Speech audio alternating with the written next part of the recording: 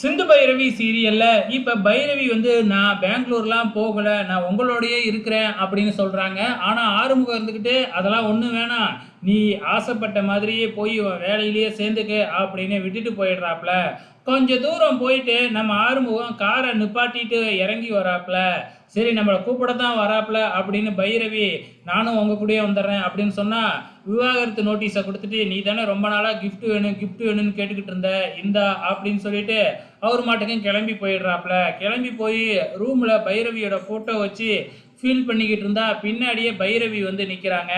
அதுக்கப்புறம் என்ன, இது வரைக்கும் நம்ம எப்படி பைரவி பிகு பண்ணிக்கிட்டு இருந்தாங்களோ அதே மாதிரி இப்போ ஆறுமுகம் பிகு பண்ண ஆரம்பிச்சிடுறாப்ல.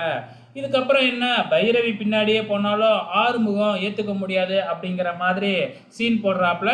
அன்னபூர்ணி இதெல்லாம் பார்க்குறாங்க. நேராக போய் ஆறுமுகத்துக்கிட்ட கேட்டால், கொஞ்ச நாள் அப்படிதான் அவ எப்படி என்னைய வந்து இவ்வளவு நாள் அலைய விட்டா அதே மாதிரி கொஞ்ச நாள் அவளும் அலையட்டுமே அப்படின்னு சொல்றாப்ல. இதை பைரவி கேட்டுறாங்க. நேரா வந்து நீங்க போங்க இவனை நான் பாத்துக்கிறேன் அப்படின்னு சொல்லிட்டு ஆறுமுகம் காதை பிடிச்சி திருவுன்னு திருவுறாங்க. சரி என்கிட்ட மன்னிப்பு கேளு அப்படின்னு ஆறுமுகம் சொல்ல, சரி மன்னிப்பு தானே கேட்டுறேன் அப்படின்னு மன்னிப்பு கேட்குறாங்க. ஆனா இப்படிலாம் கேட்கக்கூடாது, தோப்பு காரணம் போடுன்னா 10 தோப்பு காரணம் போடுறாங்க. இல்ல இன்னும் வேணும் அப்படின்னு உடனே நம்ம பைரவியால பொறுத்துக்க முடியல. உடனே ஆறுமுகத்தோட வேட்டியை உருவிடுறாங்க. வேட்டியை உருவிட்டு டவுசரோட ஓட விடுறாங்க. நம்ம ஆறுமுகம் துரத்துறாப்புல.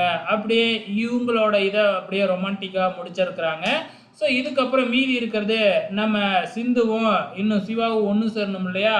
நம்ம சிந்து என்ன செய்கிறாங்க அப்படின்னா, ஒரு மூட்டை முடிச்ச கட்டிக்கிட்டு இவ்வளோ செஞ்சு என்னை நீங்கள் ஏற்றுக்கவே இல்லை, இதுக்கப்புறமும் உங்கள் மனசை என்னால் மாற்ற முடியாது அப்படின்னு அன்னபூர்ணி கிட்ட சொல்லி நம்ம சிந்து கிளம்புறாங்க.